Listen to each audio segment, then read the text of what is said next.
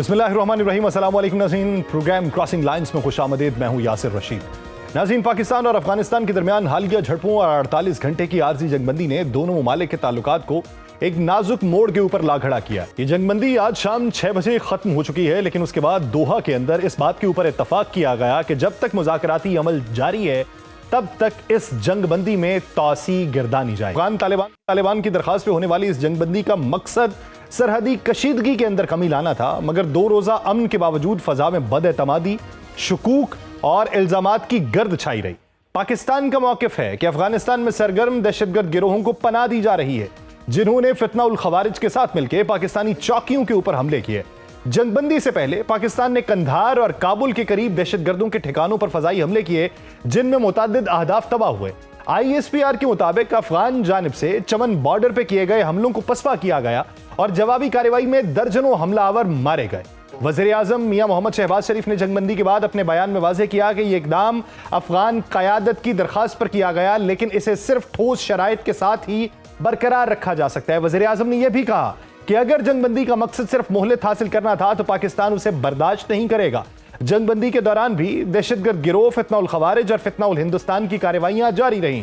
पाक फौज के मुताबिक बलूचिस्तान के स्पिन बोल्देक और खैबर पख्तूनख्वा के कुरम सेक्टर में तालिबान और खवारिज के मुश्तरका हमले नाकाम बनाए गए। शिमाली वजीरिस्तान में आज भी खवारिज के 2 हमलों को नाकाम बनाया गया, जिसमें 10 खारजी हलाक हो गए। यूं 2 दिनों में फितना उल खवारिज के 100 से जायद दहशतगर्दों को जहन्नुम वासिल किया जा चुका है। पाकिस्तानी क़यादत ने अफगानिस्तान के जारहाना रवैये पर सख्त एहतजाज किया। वजीर दिफा ख्वाजा आसिफ ने कहा कि अब अफगानिस्तान में फैसले दिल्ली से किए जा रहे हैं और तालिबान हुकूमत दरअसल भारत की प्रॉक्सी जंग लड़ रही है। उन्होंने एक टीवी इंटरव्यू में कहा कि तहरीक तालिबान पाकिस्तान और अफगान तालिबान एक ही एजेंडा रखते हैं, इसीलिए सरहद पार कार्रवाइयां रुकने का नाम नहीं ले रही। उन्होंने इन खदशात का इजहार भी किया कि पाक अफगान जंगबंदी देरपा नहीं होगी। उनके इस बयान ने यह सवाल एक बार फिर से जिंदा किया है कि आया इस्लामाबाद अब तालिबान हुकूमत के हवाले से अपनी पॉलिसीज में बुनियादी तब्दीली लाने जा रहा है। माहिरीन के मुताबिक मौजूदा कशीदगी महज सरहदी तनाज़ा नहीं बल्कि एक वसीतर इलाकाई पस मंजर भी रखती है। काबुल में तालिबान हुकूमत के क़याम के बाद इस्लामाबाद को यह तवक्को थी कि ताल्लुकात में बेहतरी आएगी, लेकिन वक्त के साथ ये उम्मीद कमजोर पड़ गई। अफगानिस्तान में TTP के महफूज ठिकानों, सरहद पार हमलों और दहशतगर्दों को पनाह देने के इल्जामात ने दोनों ममालिक के दरमियान फासले बढ़ाए और सूरत हाल उस वक्त मजीद पेचीदा हुई जब अफगान वजीर खारजा अमीर खान मुत्तकी ने नई दिल्ली का दौरा किया, जिसे पाकिस्तान ने अपने मफादात के मुनाफी करार दिया। और तज्जियाकारों का यह भी कहना है कि तालिबान हुकूमत की भारत से बढ़ती कुर्बत और पाकिस्तान पर हमलों में शिद्दत इस्लामाबाद के लिए एक नई सिफारती और दिफाई आजमाइश बन चुकी है। पाकिस्तान अब TTP के खिलाफ फैसलाकुन कार्रवाई के मूड में नजर आता है और अफगान तालिबान पर दबाव बढ़ा रहा है कि वो दहशतगर्द गिरोहों के खिलाफ अमली इकदाम करें। और इस्लामाबाद को यकीन है कि आलमी बरादरी उसके दिफाई इकदाम की मुखालिफत नहीं करेगी, क्योंकि दहशतगर्दी के खिलाफ कार्रवाई को कानूनी जवाज हासिल है। लेकिन कुछ मुबस्सिरीन खबरदार करते हैं कि अगर दोनों ममालिक ने फौरी तौर पर मुज़ाकरात और एतमाद साजी का अमल शुरू नहीं किया तो यह तनाज़ा न सिर्फ 2 तरफा ताल्लुकात बल्कि पूरे खित्ते के लिए अमन के लिए संगीन खतरा भी हो सकता है। वज़ीर आज़म शहबाज शरीफ की क़यादत में आज पाकिस्तान में मुकीम अफगान मुहाजिरीन की मुल्क से बेदखली और मौजूदा सिक्योरिटी हालात का जायजा लेने के लिए काबीना का अहम इजलास भी हुआ, जिसमें सूबा खैबर पख्तूनख्वा के वज़ीर आला सुहेल आफरीदी के अलावा तमाम सूबों के वज़राए आला और आला अस्करी क़यादत भी शरीक थी। उन्होंने ये कहा कि यह इजलास एक ऐसे वक्त में हुआ है जब कतर के दारुल हुकूमत दोहा में अफगान वज़ीर दिफा मुल्ला याकूब की क़यादत में अफगान वफ़द और पाकिस्तानी सिक्योरिटी हुकाम के दरमियान मुज़ाकरात शुरू हो रहे हैं, जिसमें दोनों ममालिक में मौजूदा तस्फिया तलब उमूर के ऊपर बातचीत होगी। तो आने वाले दिनों के अंदर मंजरनामा क्या होगा, इसी पे बात करेंगे। हमें ज्वाइन किया है साबिक़ वज़ीर दाखिला lieutenant general retired Moinuddin Haider साहब ने। जनरल साहब, बहुत शुक्रिया आपके वक्त का। जनरल साहब, पहला मेरा सवाल सर कि क्या पाकिस्तान और अफगानिस्तान के दरमियान जो असल मसला है ये सरहदी झड़पें हैं या तालिबान हुकूमत की पॉलिसीज में जो पोशीदा तजादात हैं, ये असल मसला है? ये वही असल मसला है कि इनको अमन जो है वो शायद पसंद नहीं आता, क्योंकि इन्होंने बहुत जंग देखी है सोवियत यूनियन के खिलाफ, अमेरिका के खिलाफ। तो वहाँ पर लोग जो है मेरे ख्याल में लड़ाई झगड़े के आदी हो चुके हैं। और दूसरी बात है कि मकसद मुज़ाकरात को से वो मामला हल करते नजर नहीं आते। मतलब जब बातें हमारी कशीदा जिससे होती हैं, नंबर 1 तो ड्यूरेंट लाइन को नहीं मानते, और जो हमारी पाक अफगान बॉर्डर है 100 कुछ साल उसको ज़्यादा हो चुके हैं। अंग्रेज़ों के ज़माने में जब ये लाइन खींची गई थी तो उन्होंने 100 साल तक इसको तस्लीम किए रखा। एक अंग्रेज हुकूमत, क्रिश्चियन हुकूमत, गैर मुस्लिम हुकूमत के खिलाफ कुछ नहीं बोले। हम्म। अब जब पाकिस्तान बना है तो उसको उस वक्त से झड़पें शुरू कर दी, और पाकिस्तान के खिलाफ उन्होंने यूनाइटेड नेशन में वोट भी नहीं दिया हमें। और उसके बाद से ये मसला कभी दब जाता है जिस तरह मुल्ला उमर के ज़माने में दबा रहा। और दूसरी बात ये कि हमारा मेन जो इनके साथ मसला है वो ये है, हम इनसे कहते हैं कि भाई दहशत गर्दों को अपने मुल्क में कंट्रोल करो, यहाँ ना भेजो हमारे पास।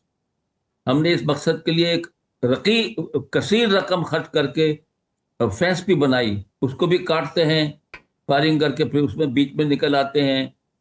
फिर वो किसी को कहते हैं ना हमसे कोई पासपोर्ट पूछे, ना कोई पास पूछे, हमको तोरखम बॉर्डर से सब जगह जहाँ से हम चाहे क्रॉस करने दो। कई कई हजार लोग इस तरह आते हैं। तो मतलब ये है कि जो हम बॉर्डर मैनेजमेंट की कोशिश कर रहे हैं उसको भी नाकाम बनाते हैं। हम्म।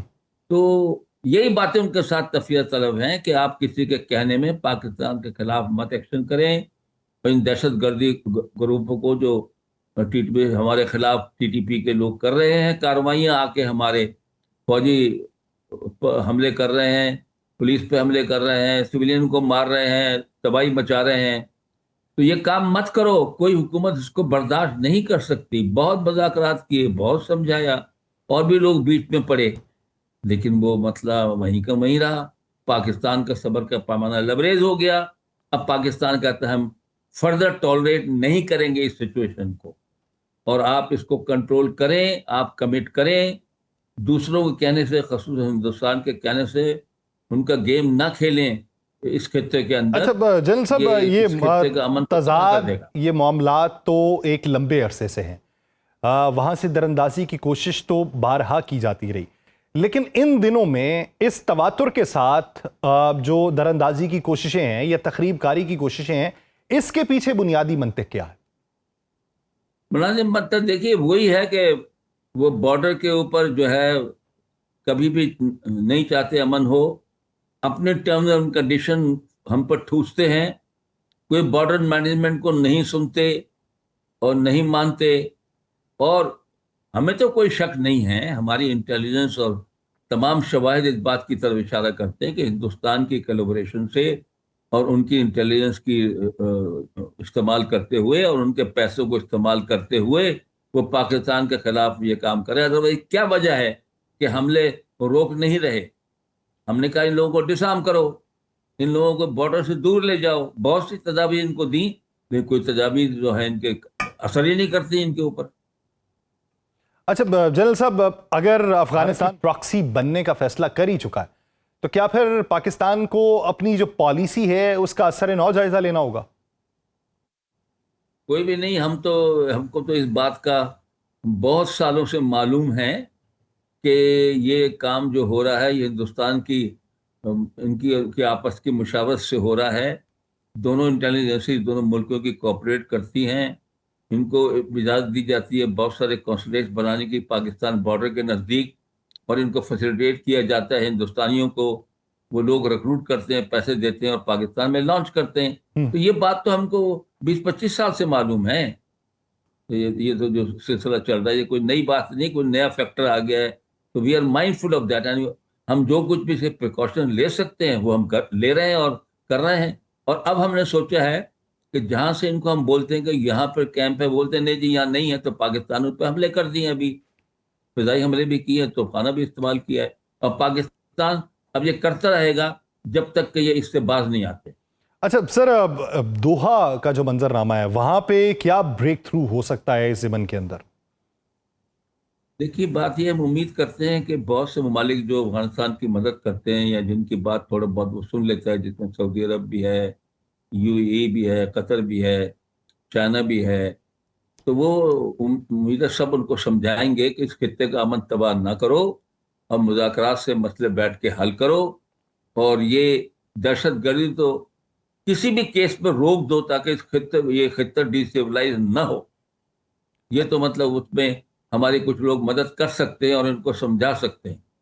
सर अगर माजी में देखा जाए तो अक्सर औकात जब बंदिश होती थी बॉर्डर के ऊपर तो अशियाए खुरनोश की मुंतकली अफगानिस्तान के अंदर महदूद हो जाया करती थी, ज्यादा अरसा ये कशीदगी नहीं रहती थी और कशीदगी में कमी वाक़ई हो जाती थी। अब की बार अगर वो इसको तूल देने चाह रहे हैं तो फिर जो उनकी रसद है वो किस तरीके से बहाल होगी, या उन्हें कहीं और से यकीन दहानी हो चुकी कि इस मामले पे आप लोगों का भरपूर ताउन किया जाएगा? ये उसने कोशिश की है अपना हिंदुस्तान ने कि चाबहार की पोर्ट जो ईरान की वो डेवलप कर रहा है, वहां से एक ऑल्टरनेटिव रूट अफगानिस्तान उसने रेल रोल लिंक बनाने की कोशिश की है ताकि पाकिस्तान से अगर सप्लाई ना जा सके तो वहां से जाए, लेकिन अभी तक उसमें खातिर खा कामयाबी नहीं है।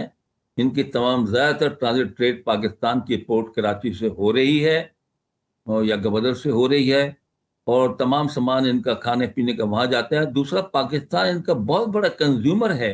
जो इनके पास चीजें एक्सपोर्टेबल हैं, फ्रूट्स हैं, फ्रेश वेजिटेबल्स हैं या और कोई चीज है तो पाकिस्तान से जाती हैं, और आटा, चीनी, दाल, फर्टिलाइजर, ये सब चीजें पाकिस्तान से जाती हैं।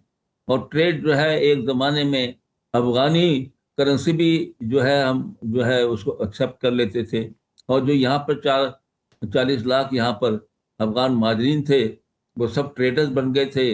वो अफगानिस्तान से सामान मंगा रहे हैं, बेच रहे हैं, यहाँ से सामान वहाँ पर भेज रहे हैं, प्रॉपर्टियाँ खरीद रहे हैं, रिश्वत देकर जाली आइडेंटिटी कार्ड बना रहे हैं, पासपोर्ट बना रहे हैं। तो ये सारी कार्रवाई चलती रही है। अब इस पर आस्ता आस्ता हम काबू पा रहे हैं। तो सर, आज जो इजलास हुआ जिसमें तीनों वज़राए आला मौजूद थे, वफाकी वज़रा भी थे, वज़ीर आज़म भी थे, आर्मी चीफ भी थे, अफ़गानियों की वापसी के हवाले से माजी में जो किया गया फैसला जिस पे कुछ अरसे के लिए रोकथाम कर दी गई, अब अगर ये वापसी का अमल दोबारा से शुरू होता है तो फिर क्या इसका इम्पैक्ट क्या देखने को मिलेगा आने वाले दिनों में?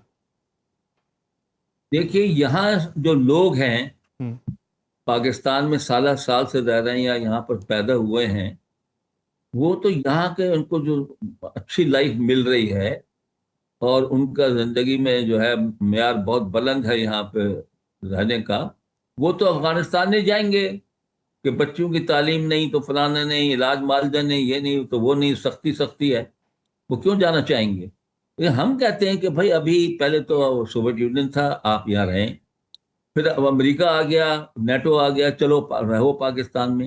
अब तो सब चले गए हैं, अब तो आपकी अपनी हुकूमत है, आपको आज़ादी हर लिहाज से मिल गई है, तो आप अपने लोगों को बुलवाएं और हम लोग इनको यहाँ से भेजें ताकि जाओ भी अपने मुल्क में जाके आराम से रहो। अब तो सर, जो वापसी का फैसला नहीं रखते तो उनकी वापसी का इम्पैक्ट पूछ रहा हूं कि वो फिर क्या पड़ेगा? क्या ऐसे हमलों में मजीद इजाफा होगा या फिर हमारे पास कोई और ऑप्शन ही नहीं है, इस वजह से उनकी वापसी नागुज़ीर हो चुकी? देखिए, इसको हमको जोड़ना नहीं चाहिए। ये जो दहशतगर्दी जो है, जो टीटीपी की और दूसरी वहाँ पर जो जमातें जो पाकिस्तान पे हमले करती हैं और कुछ वहाँ से बलूचिस्तान पे हमले करती हैं, उसको अफगान महाजरीन से नहीं जोड़ना चाहिए। अफगान महाजरीन जरूरी नहीं है कि इसमें कुछ लोग इन्वॉल्व हो सकते हैं, सहूलतकार किसी को अपने घर में ठहरा लिया या कोई ये, लेकिन बाय एंड लार्ज ये क्राइम में तो इन्वॉल्व हो जाते हैं। लेकिन मेरे ख्याल में ये इस पर लोगों की नजर है, तो इसलिए पाकिस्तान चाहता है कि ये अब अपने मुल्क में वापस जाएं। ठीक, पाकिस्तान चाहता है कि और उसको पाकिस्तान ये पॉलिसी फॉलो करेगा। पाकिस्तान ये पॉलिसी फॉलो करेगा और पाकिस्तान ये चाहता है कि मेजबानी, अब जब आपके मुल्क के अंदर अमन आ चुका है तो आपका वापस जाना जो है वो इस वक्त जरूरी हो चुका है। बहुत शुक्रिया lieutenant general retired Moinuddin Haider साहब इस हवाले से अपना वक्त देने के लिए। नाज़रीन, दीगर इश्यूज पे बात करेंगे एक शॉर्ट ब्रेक के बाद, कहीं नहीं जाएगा, स्टे विद अस। ब्रेक के बाद खुशामदीद नाज़रीन। तहरीक लब्बैक पाकिस्तान के पुरतशद्दुद एहतजाज ने कई रोज तक लाहौर समेत मुख्तलिफ शहरों में जिंदगी का जो मामूल था उसको ब्रेक लगा के रखी हुई थी। लेकिन इस पूरे मंजरनामे में हमने ये देखा कि तहरीक लब्बैक पाकिस्तान का जब यहाँ से एहतजाज शुरू हुआ और फिर उन्होंने एक कॉल दे रखी थी अमेरिकन एम्बेसी के बाहर, तो इस पूरे पहिया जाम हड़ताल का मंजरनामा देखने को मिला और हुकूमत ने बिलाखिर लाहौर के नवाही कस्बे मुरीद के में फैसलाकुन कार्रवाई करते हुए मुजाहिरीन को मुंतशिर किया और मामूलात जिंदगी बहाल कर दिए। मगर ये सवाल अपनी जगह पर मौजूद है कि क्या ये बहरान खत्म हो चुका है, ये महज एक वक्फा है किसी अगले तसादुम से पहले? पंजाब काबीना ने तहरीक लब्बैक पाकिस्तान पे पाबंदी आयद करने की मंजूरी दे दी है और सिफारिशी मुरासला जो है वफाकी हुकूमत को इरसाल कर दिया। इससे पहले पंजाब की वज़ीर आला मरियम नवाज ने वफाकी हुकूमत से TLP पे पाबंदी आयद करने की सिफारिश करने का फैसला किया था। वज़ीर आला हाउस से जारी एलामिये के मुताबिक रियासती रेट और कानून की बालादस्ती कायम रखने के लिए गैर मामूली इकदाम किए जा रहे हैं। एलामिया में यह भी कहा गया कि पंजाब हुकूमत विफाक को सिफारिश करेगी कि टीएलपी को इंतहा पसंद जमात करार देकर उसकी कयादत को इंसदाद दहशतगर्दी एक्ट के 4th शेड्यूल में शामिल किया जाए। जमात के तमाम असासे महकमा औकाफ के हवाले किए जाएं और बैंक अकाउंट्स मुंजमद कर दिए जाएं। इसके अलावा टीएलपी के posters, banners, social media accounts और इश्तिहारात पे मुकम्मल पाबंदी आयद कर दी गई है और पंजाब हुकूमत ने सरकारी इश्तिहारात के जरिए खबरदार किया है कि नफरत अंगेज तकारीर, लाउड स्पीकर एक्ट की खिलाफ वर्जी और इश्तियाल अंगेज मवाद फैलाने वालों के खिलाफ सख्त कार्रवाई की जाएगी। यह फैसला उस वक्त सामने आया जब टीएलपी का लब्बैक अक्सा मार्च मुरीद के में पुरतशद्दुद ऑपरेशन के बाद कामयाबी से मुंतशिर हुआ। पुलिस के मुताबिक कार्रवाई के दौरान एक एसएचओ समेत मुतअद्दिद पुलिस एहलकार शहीद हुए, जबकि टीएलपी का दावा है कि उनके मुतअद्दिद कारकुन भी फायरिंग की जद में आकर जान से गए। मार्च के दौरान और बाद में सूबे के मुख्तलिफ थानों में 72 मुकदमात दर्ज हुए हैं। 5000 से ज्यादा कारकुनों को गिरफ्तार किया जा चुका है। पुलिस का यह कहना है कि मजीद मुश्तबा अफराद की गिरफ्तारी के लिए छापे मारे जा रहे हैं और मुरीद के वाकये का मुकदमा हाफिज साद हुसैन रिजवी, उनके भाई अनस रिजवी और दीगर रहनुमाओं के खिलाफ दर्ज किया गया है, लेकिन अब तक यह मालूम नहीं हो सका कि वो कहां पर रुपोश हैं। पुलिस उनकी गिरफ्तारी से इनकारी है, जबकि जमात भी लाइल्मी का इजहार कर रही है। वफाकी वज़ीर दाखिला मोहसिन नकवी ने गुज़िश्ता रोज प्रेस कॉन्फ्रेंस में कहा कि हुकूमत ने तहरीक लब्बैक पाकिस्तान से बारहा मुज़ाकरात की कोशिश की, मगर वो कामयाब नहीं हो सकी और उनके मुताबिक रियासत ने सब्र व तहम्मुल का मुजाहिरा किया, लेकिन जब कानून शिकनी और तशद्दुद हद से बढ़ गया तो कार्रवाई करना नागुज़ीर हो चुका है। दूसरी जानिब मजहबी जमातों ने हुकूमत के ऑपरेशन और मुमकिना पाबंदी दोनों की मजम्मत करते हुए मुतालिबा किया है कि मुरीद के वाक़े की तहकीकात के लिए आला सतह का कमीशन तश्कील दिया जाए, गिरफ्तार कारकुनों को रिहा किया जाए और जाँ बहक होने वालों की लाशें लवाहिकीन के हवाले की जाएं। वाज़ेह रहे कि तहरीक लब्बैक पाकिस्तान माजी में भी पुरतशद्दुद एहतजाजी मुजाहिरों और धरनों के जरिए रियासती इदारों के रिट को चैलेंज करती रही और तजियाकारों के मुताबिक पंजाब हुकूमत की मौजूदा सिफारिश पे अगर अमल दरामद हुआ तो ये जमात की सियासी बका के लिए एक बड़ा इम्तिहान साबित होगी। इसी मंजरनामे पे बात करने के लिए हमें ज्वाइन किया है पाकिस्तान मुस्लिम के रहनुमा सेनेटर नासिर भट्ट साहब ने। भट्ट साहब बहुत शुक्रिया आपके वक्त का। भट्ट साहब, माजी में भी तहरीक लब्बैक पाकिस्तान के ऊपर पाबंदी लगी है और ये पाबंदी पाकिस्तान तहरीक इंसाफ के दौर में लगी, लेकिन बाद में तस्फिया तलब मामला इख्तियार करना पड़ा था और पाबंदी का खात्मा हो चुका था। उस वक्त भी पाकिस्तान मुस्लिम लीग नून ने यह बात की थी कि यह पाबंदी हक में नहीं जाएगी, क्यों मुखालिफ कर रहे हैं। लेकिन इस बार अगर पंजाब हुकूमत पाबंदी लगाने की सिफारिश कर रही है तो पंजाब हुकूमत के लिए मंजरनामा माजी से हाल में किस हद तक मुख्तलिफ है? बिस्मिल्लाहिर्रहमानिर्रहीम। वैसे तो सारा कुछ आपने बता दिया कि टीएलपी किस किस्म की जमात और वो क्या करती है। ये जमात नहीं, देखें, ये आप मुझे एक बात बताएं कि हर दफ़ा जब भी कोई मुल्क में एक अमन होता है, एक अच्छी सिमत मुल्क चलता है, तो ये बाहर की कुव्वतें ऐसे लोगों के ज़रिए आके पाकिस्तान में डिस्टर्बेंस पैदा करते हैं। और ये चीज़ देखें, इस दफ़ा इस जो तहरीक लब्बैक है पाकिस्तान की, ये जो मजहबी जमात है, देखें सो कॉल्ड मजहबी जमातें ऐसे नहीं करती जो ये करते हैं। इन्होंने अब तो देखें इंतहा कर दी कि इनसे बात होती रही। वज़ीर दाखिला साहब ने कहा कि हम इनके साथ बात करते रहे, लेकिन ये क्या इनकी एक ज़िद थी कि हमें उधर जाना है और दूसरी ज़िद ये थी कि इसके घर से जो साद रिजवी है उसका भाई, उसके घर से करोड़ों रुपए मिले, वो हिंदुस्तान करेंसी भी मिली, डॉलर भी मिले, पाउंड भी मिले। ये मुझे बताएं ये क्या है? ये सियासी जमातें तो ऐसी नहीं होती। ये इन्होंने एक एसएचओ को तकरीबन 20-22 गोलियां मारी, गाड़ी से निकाल के मार दिया और पुलिस वालों को कहते हैं कि शहीद किया। बाकी 150-200 पुलिस वाले, किसी का बाजू टूटा है, किसी की टांग टूटी है। मुझे बताएं ये क्या है? क्या हम इसी तरह हमें करना है? और इनके ताने बाने कहाँ मिलते हैं? गायब हो गए हैं, छुप गए हैं। कहाँ तक छुपेंगे? जो लोग होते हैं ना कि हम आए हैं जी, कि हमने पूछे उनसे कि क्या एहतजाज है। अभी तो देखें इसराइल और उनका आपस में एक इत्तेहाद हो गया, ठीक है, वो खुशी मना रहे हैं कि हमें इसराइल का और आपस में जो इत्तेहाद हुआ है और 8 मुल्क उसमें शामिल है, पाकिस्तान भी शामिल है। कलामी के लिए माजरत, इत्तेहाद में लोग बेचारे। बट साहब, इत्तेहाद नहीं, जंग बंदी का मुआहदा है। इत्तेहाद तो मुस्लिम रियासतें क्या करेंगी? ये मैं बताता हूँ। इत्तेहाद से मुराद मेरी ये है कि उन्होंने अब एक दूसरे के जितने लोग बेचारे बच्चे, वो 2 साल से कितना जुल्म हो रहा था। था वहाँ, अगर कोई अमन आ गया और वो खुश हैं, गजा वाले खुश हैं कि हमारी एक आपस में इत्तेहाद हो गया, इत्तेहाद से मुराद एक मुआहदा हो गया है कि हमने एक दूसरे को नहीं मारना, और वो आज़ाद फ़लस्तीन अगर बनता है तो ये एक इस मौके पे कि हम जा रहे हैं जी, आप क्यों जा रहे हैं भाई, हम अमेरिकन एम्बेसी के सामने जाएंगे जी, वहाँ इज़हार यकजहती करेंगे, तो ये इस तरह तो नहीं होता ना, क्योंकि इनके इरादे थे वो सबके सामने थे, हम इनसे बात करते थे, ये अब बात नहीं करना चाहते थे, फिर ये बात क्या कहते थे, हमें वो हमारे पैसे पहले वापस करें, वो डॉलर पहले वापस करें, तो बात ये है कि कौन से पाबंदी कौन पहले से लग डॉलर जानी चाहिए थी। कौन से डॉलर्स की वापसी का मुतालिबा था भट्ट साहब?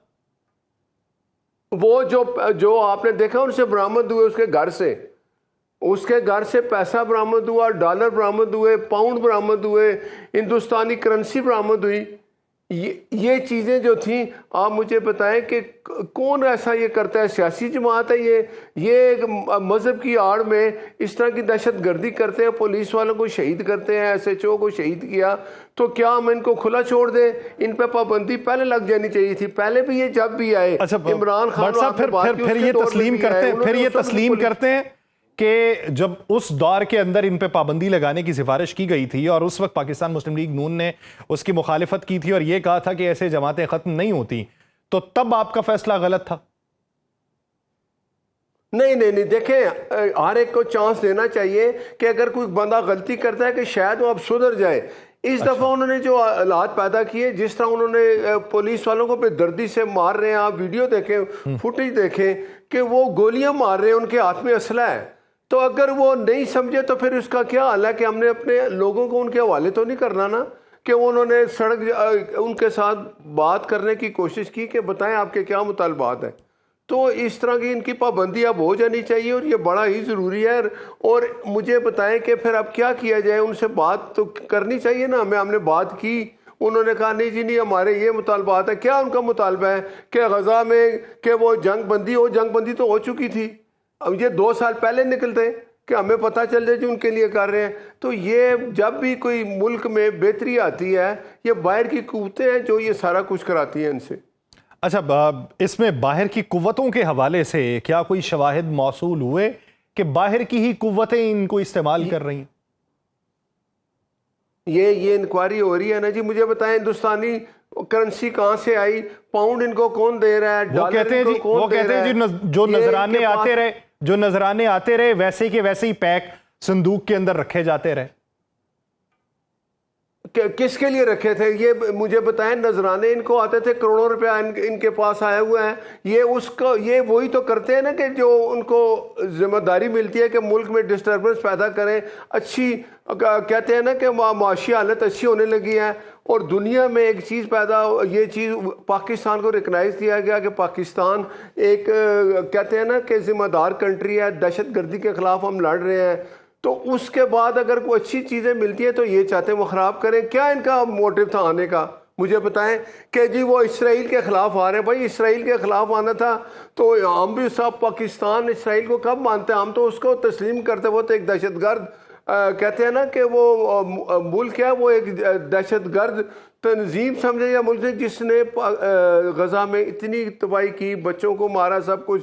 अगर सब इस्लामी मुल्क इकट्ठे होके, अमेरिका उसमें शामिल है, अगर वो एक आपस में मुआहदा कर लेते हैं और कत्लेआम बंद हो जाता है तो हम उनका इंतज़ार करें। अच्छी बात है कि फ़लस्तीन वाले भी खुश हैं कि हमारी इनसे जान छूट रही होगा। आज़ाद फ़लस्तीन अगर रिकग्नाइज हो जाएगा, बन जाएगा तो ये तो बेहतरी थी। ये क्यों जा रहे थे, किसके लिए जा रहे थे? इनके पास कोई एजेंडा नहीं था। इनका एजेंडा था कि पाकिस्तान में डिस्टर्बेंस पैदा करनी है। क्या आप समझते हैं कि एक जमात जो मजहबी भी है और सियासी भी, जो हाल ही के इलेक्शन में हिस्सा भी लेती रही है, उस पे पाबंदी जो है वो इसका बेहतर हल निकाल सकती है और हुकूमत जो है उस पे ओवरकम भी कर सकती है उसका जो आफ्टर इफेक्ट होगा? देखिए, आप मुझे बताएं, सियासी जमातें ये काम करती हैं, मजहबी जमात भी, जमात इस्लामी है, मौलाना फजल रहमान है, वो भी एहतजाज करने आते हैं। वो एहतजाज करते हैं, 1 दिन करते हैं, 2 दिन हुकूमत उनके साथ एंगेज होती है। उनके जब एहतजाज में तो ना कोई पत्ता टूटता है ना कुछ होता है। ये कौन सी जमात है जिसका जब भी वो किसी एहतजाज में आए उन्होंने डंडे हाथ में रखे हुए हैं, पुलिस वालों को मारा है जो उनके सामने आते हैं। इस दफ़ा तो उन्होंने इंतहा कर दी। आप मुझे बताएं, SHO को शहीद कर दिया, बाकी पुलिस वालों को शहीद किया, और तकरीबन 250-300 पुलिस वाले हैं जिनका किसी का बाजू टूटा है, किसी की टांग टूटी है। मुझे बताएं ये कौन सी जमात है? ये तो किसी झंडे पे ही है ना। तो हम क्या समझे कि इन पे पाबंदी तो ज़रूर होनी चाहिए। इनके इस दहशत गर्दी की वजह से पंजाब का जो अमन है वो तकरीबन, आप मुझे बताएं, डिस्टर्ब हुए, लोग परेशान हुए। एक दिन होता है, 2 दिन इनको रोका जाता है कि भाई आप इस तरफ ना आए। अगर एहतजाज करना, सियासी जमात जब एहतजाज करती है उसको एक नेगोशिएशन होती है, एक जगह दे दी जाती है, वहाँ एहतजाज करे, चाहे 10 दिन करे। जमात इस्लामी भी एहतजाज करती है। इनका एहतजाज आपके सामने है, रिकॉर्ड देख लें। ये जब भी आए हैं ये अपने जहन में कोई ना कोई मनसूबा लेके आए हैं, चीज़ें मनवाते हैं, फायरिंग करते हैं, गोलियां चलाते हैं पुलिस पे। इनको तो इजाज़त नहीं मिल सकती। अच्छा भट्ट साहब, विफाक में आप लोगों की हुकूमत है, पंजाब हुकूमत अगर सिफारिश कर चुकी है ऐवान ज़हनी और ऐवान बाला में, अगर इसको डिस्कस किया जाता है, आप समझते हैं कि इस सिफारिश के ऊपर मिनवन अमल हो जाएगा? देखें, इसमें बात हो कि पंजाब हुकूमत ने सिफारिश की है वफाक को, और जो चीज़ें सामने रखी हैं वो आपके भी सामने है, कौम के भी सामने है। क्या कोई इसकी इजाज़त देगा कि इस तरह की जमात को आप ये आज़ादी दे दें कि वो बंदों को भी मारे, पुलिस वालों को भी मार दे, शहीद कर दे, और उसके बाद उनको खुली छुट्टी दे देती जो मर्जी करें? आप मुझे बताएं ना।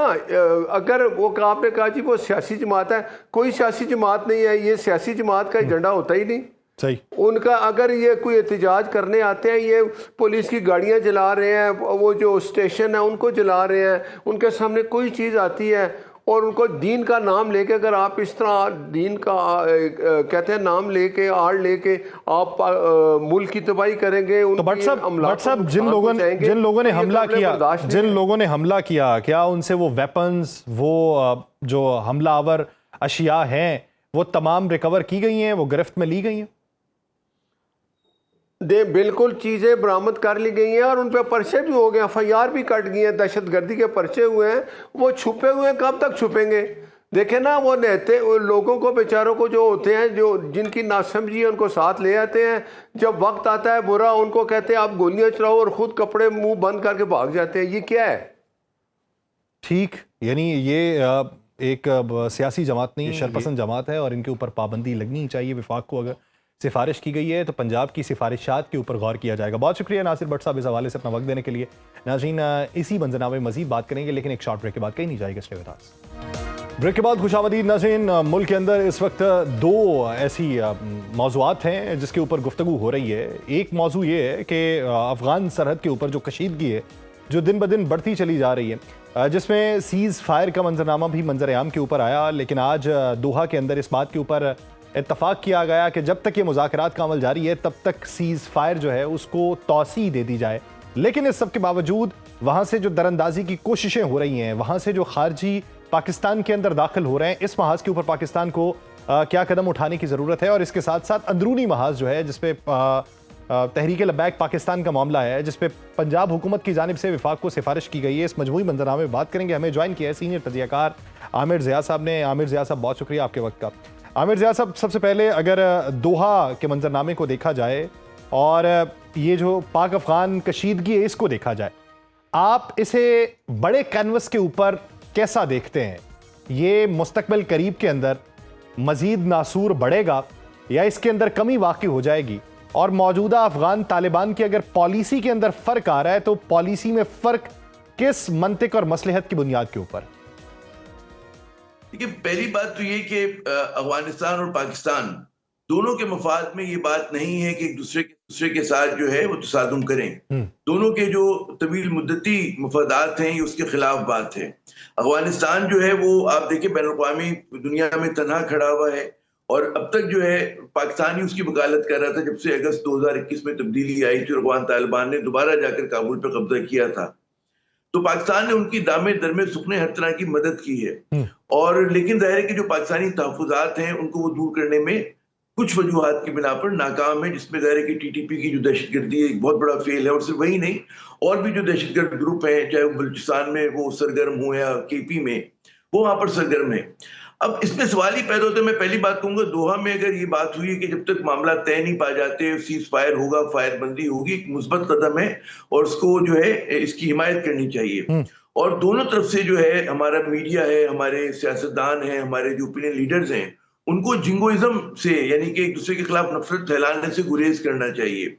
मैंने देखा है कि पाकिस्तान में भी बहुत ज्यादा एक कहते हैं ना कि एंटी अफगान जो है एक सेंटिमेंट बनाया गया है, बनाया जा रहा है, जो मैं समझता हूँ कि एक मुनासिब बात नहीं है, क्योंकि कल को जो है वो इन चीजों को रिजॉल्व होना है, तो हमें खलीज इतनी नहीं बढ़ानी चाहिए कि बाद में दोबारा इसको पाटना बड़ा मसला लेकिन हो। आमिर ज़िया भारत के साथ साहब, हमारा ये बिल्कुल मौजूदा मंजरनामे में अगर देखा भारत जाए, बार बार होने वाले जो हमले हैं, उन हमलों में होने वाला जो नुकसान है, और बार बार उनको इस बात पे बावर करवाया जाना कि आपकी तरफ से ये दरअंदाजी होती है या आपके पास ये सेफ हेवन्स मौजूद हैं, जब ना उसके ऊपर अमल दरामद हो तो कहीं ना कहीं पे तो गुबार निकलेगा, तो आप उस गुबार को भी नाजायज समझते हैं? नहीं, मैं देखिए, एक बात होती है, मैच्योर पॉलिटिक्स होती है, और वो ये होता है कि पाकिस्तान अफगानिस्तान के मुकाबले में ज्यादा मुनज़्ज़म रियासत है जी। और हमारी जो इस्टेब्लिशमेंट है, हमारा फॉरेन ऑफिस है, वो कहीं ज्यादा तजुर्बेकार है, जिसको बहुत ज्यादा एक्सपोजर है। तो उसमें अगर कोई ऐसी चीज है कि उसमें लसानियत की बात आ रही हो, रेसिस्ट स्लर आ रहा हो, जो कि मुझे नजर आया बात करते हुए, जो मुझे, क्योंकि देखिए ना, जिनको आप कह रहे हैं, जैसे हमारे वजीर दिफा कहते हैं कि अफगान जो है वो एहसान फरामोश है, अभी कहने वाली बात नहीं होती, क्योंकि देखें, वही कबीले जो है, आधे कबीले पाकिस्तान में भी हैं, आधा कबीला अफगानिस्तान में रह रहा है, आधा पाकिस्तान में रह रहा है, वही खानदान पाकिस्तान में भी है, वही खानदान जो है अफगानिस्तान में भी है। तो हमें एहतियात करनी चाहिए कि वो पॉपुलेशन का सेगमेंट हमारे पास भी है और वो उतना ही पाकिस्तानी है। मैं उनकी महाजरीन की बात नहीं कर रहा हूँ, मैं उनकी बात कर रहा हूँ जो पाकिस्तानी पठान है, वो अपने आप को मतलब अफगान, और उसमें एक ही वो चीज होती है। तो जरा सा इसमें एहतियात करनी चाहिए, मुनासिब भी नहीं है। अगर हम अपने आप को कहते हैं इस्लाम का किला है, पाकिस्तान मुसलमानों का मुल्क है, तो हमें किसी की तहजीक भी करने की जरूरत नहीं है। हाँ, अब आपने जो बहुत अहम बात की कि यकीनन पाकिस्तान को पूरा हक हासिल है कि अगर आपके खिलाफ दहशतगर्दी हो रही हो तो आप इंगेज भी करेंगे, आप उनसे मतलब है सिफारती जराए भी इस्तेमाल करेंगे, अपना जो आपका तिजारती क्लाउट है, मईशत का क्लाउट है, उसको भी इस्तेमाल करें, साथ साथ पीपल टू पीपल रिलेशन को भी करें, और जहां जरूरत पड़ेगी आप मारेंगे भी। जाहिर है कि अगर दहशतगर्द आ रहे हैं, जैसे कि हमारी अफवाज कर रही है कि मुसलसल उनकी बहुत ज्यादा हलाकतें हुई पिछले चंद दिनों में, तो ये काम भी करना है, लेकिन हमें ये काम तवाजुन के साथ करना है, क्योंकि हमें पता है कि जी कल को हमें पैचअप करने की जरूरत है। हम बैक वक्त दो, हम कहें जी मशरकी सरहद पे भी दुश्मन है जो कि हमारा अजली दुश्मन है, जिससे कोई हमारा समझौते की उम्मीद नहीं है, और मगरिब में भी एक हम दुश्मन बना लें ऐसा कि जिससे हम कहें जी कल को मसला हल नहीं हो सकता। हमें मसला हल करना है, और मसला हल करने के लिए हमारे पास इतना लिवरेज है, उसमें चाइना हमारे पास है, सऊदी अरब हमारे पास है, यूएई है, हम उनको दोस्त ममालिक को इस्तेमाल कर सकते हैं। फिर पाकिस्तान का बहुत तजुर्बा है अफगानिस्तान को डील करने का। तो हम लोगों ने जो एक, मैं समझता हूँ शहबाज शरीफ साहब के दौर में जो एक, जिसकी वजह से मैं समझता हूँ बैकलैश आया, हमने बहुत ज्यादा मरकजियत दी है टीटीपी के इशू को। टीटीपी का इशू उठाए, लेकिन उसके साथ साथ तिजारत, जब उसके साथ और इश्यूज भी होंगे, तिजारत भी होगी, पीपल टू पीपल रिलेशन भी होगा, दीगर चीजें होंगी, तो आप carrot and stick policy use कर सकते हैं। अभी सिर्फ अगर आप स्टिक की पॉलिसी यूज करेंगे तो फिर आपको जो है कहते हैं ना कि उस तरह के नताइज नहीं मिलेंगे, और भारत जैसे ममालिक जो है हमारे कंट्रडिक्शन को इस्तेमाल करके हमारे खिलाफ साजिश ज्यादा बड़ी कर सकेंगे। तो हमें इस आंच को कम करना पाकिस्तान के और अफगानिस्तान के मफाद में है, और ये बढ़ाना जो है हमारे हक में नहीं जाता, हमारे कोई जारहाना अज़ाइम नहीं कि हमें जाकर वो करना है। बात क्योंकि पाकिस्तान ने हमेशा जब भी मैनेज किया, हमने कंटेन किया दहशतगर्दी को, और उसको कंटेन करते करते हम उसको खत्म भी कर सकते हैं। हमने जब सेंट्रलिटी दे दी, मरकजियत दे दी, हमने कहा कि नहीं जी टीटीपी माय वे और हाई वे, उसके बाद आप देखिए चीजें बड़ी हैं। तो तालिबान के साथ बजाय ओवर डिप्लोमेसी के कवर्ड डिप्लोमेसी का हम इस्तेमाल करते, यानी कि बजाय इसके कि हम धमकियां हमें जो है बयानात पब्लिक में दे, आप बहुत सारे मैसेजेस सटल तरीके से दिए जाते हैं। तो यहाँ पे एक नाजुक डिप्लोमेसी सफारतकारी की जरूरत थी। मुझे भी तजर्बा है, मैं तालिबान के पहले दौर से मैं खुद जाया करता था Afghanistan, I was working for international media organisation, और हमें तजर्बा है वहां पर किस तरह के लोग रहते हैं, और हमारी इस्टेब्लिशमेंट को तो हमसे 2000 गुना ज्यादा होगा। तो जब मुझे ऐसे सादा से सहाफी को पता है कि जी उन चीजों को उस तरह मैनेज नहीं कर सकते आप, जंग जो है अफगानियों ने डेजी कटर बम सहे हुए हैं, उन पे पूरा नेटो और अमेरिका ने पूरा बमबारी करके देख लिया, तो पाकिस्तान जाकर वहां पे फतह तो नहीं कर सकता। हमें ये करना है कि उनको निगोशिएट करके उनको कुछ ऐसी जिन इंसेंटिव दोहा वाला देकर जो चैनल उसको इस्तेमाल किया मतलब जा रहा है है उसी को मजीद तूल देने की जरूरत है। आमिर साहब, अगर अंदरूनी महाज की बात की जाए, पंजाब हुकूमत ने सिफारिश की TLP पे पाबंदी के हवाले से। वो ये कहती है मुतशद्दिद जमात है और इसने सरकारी इमलाक के ऊपर हमला किया है और सरकारी एहलकारों के ऊपर हमला किया है, जिसके नतीजे में शहादतें हुई हैं। माजी में भी एक बार पाबंदी का फैसला किया गया था, लेकिन उस वक्त पाबंदी का फैसला वापस ले लिया गया था। नून लीग गालिबन उस वक्त हमायती थी। अब की बार तब्दीली क्या देख रहे हैं और ये फैसला किस हद तक सूदमंद हो सकता है या किस हद तक मुश्किल में डाल सकता है? पाबंदी जो है मतलब है बहुत बड़ा आसान होता है कह देना कि जी एक पाबंदी लगा दी जाए, लेकिन जो TLP है वो स्कूल ऑफ थॉट का नाम है। ठीक है ना, वो बरेलवी मकतब फिक्र की बड़ी तादाद में नुमाइंदगी करती है और बरेलवी मकतब फिक्र के बारे में कहा जाता था कि ज्यादा मॉडरेट और म्याना रवि के साथ चलने वाले लोग हैं और इनका माजी में जो है बरह रास्त कोई कहते हैं ना दहशतगर्दी के हवाले से इनका वो नहीं हुआ करता था जो इल्जाम दीगर बाज उन पे लगा करता था मुकादम फिक्र पे। गलत क्या सही, मैं उससे कतई नजर बात कर रहा हूँ। असल मसला ये होता है कि आप जो है मतलब है कि यकीनन कानून, जिन लोगों ने कानून तोड़ा उनके खिलाफ कार्रवाई होनी चाहिए, उनको बिल्कुल ट्रायल हो उनके साथ, उनको एक शफाफ अमल के तहत जो है आप सजा भी दें। साथ साथ आपको इंगेज भी करना चाहिए, साथ साथ आपको उलमा के साथ, तमाम उलमा के साथ, बरेलवी मकतब फिक्र के हों, देवबंदी हों, अहले हदीस हों, आपको फिर जरूरत है इंगेज करने की कि जब बाज़ हमारा प्रोटेस्ट जो होता है वो इस किस्म का होता है कि हम अपने आप को नुकसान पहुंचा रहे होते हैं। अब आप तस्वुर कीजिए ना कि उन्होंने मान लिया, फिलिस्तीनियों ने मान लिया अमन मुआहिदे को और हमारे यहाँ के टार्जन कह रहे हैं कि नहीं जी हमें कबूल नहीं है। और अगर जब हम कबूल ना करने की बात करते हैं तो फिर हम अपनी इमलाक को नुकसान पहुंचाते हैं, हम अपने दुकानों को बंद करते हैं, अपनी सड़कों को रोकते हैं। तो हमें भी जो हमारे कहते हैं ना कि दीनी और सियासी रहनुमा, उनको भी सोचना चाहिए कि कौन सी चीज जो है वो पाकिस्तान के हक में है और कौन सी चीज नहीं है। उस पर बहुत सारी बातें ये होती कि हमारे यहाँ जो है डायलॉग का अमल जो है बहुत ज्यादा मुतासिर है और हुकूमत समझती है कि उसके हाथ में हथौड़ी है और उसको हर मसला कील नजर आता है तो वो उसी तरह से डील करती है, चाहे वो PTI हो, चाहे TLP हो, चाहे कोई और ग्रुप हो। बात ये होती है कि आपको इंगेज करना होता है, बहुत सारी चीजें आपको प्रियम करनी होती हैं।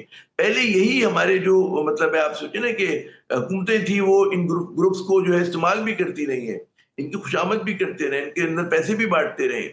तो हमें हमें सोच के तवाजुन के साथ अगर ये समझते हैं कि ये फैसला करने के बाद आप इस फैसले पर कायम रह सकते हैं और इसका कोई और रिpercussions नहीं निकलेंगे। तो आप क्या समझते हैं सर, ये फैसला जो है इसको एक पॉलिटिकल कार्ड समझें? मैं ये समझता हूँ कि मतलब है कि जो कुछ हुआ बहुत दुख की बात है। चाहे वो हमारे पुलिस वाले जख्मी हुए हों, चाहे हमारे मतलब है वो मुजाहिरीन में से लोग हुए हों, इस चीज को सुलझाने की जरूरत है। पाकिस्तान में कंट्रडिक्शन बहुत ज्यादा बढ़ते जा रहे हैं। आप देखिए ना कि बलूचिस्तान में कहते हैं अमन नहीं है, KP में अमन नहीं है, पंजाब में ये वाला मसला हो गया है, सिंध अपना इलेक्शन लग रहा है खामोशी के साथ।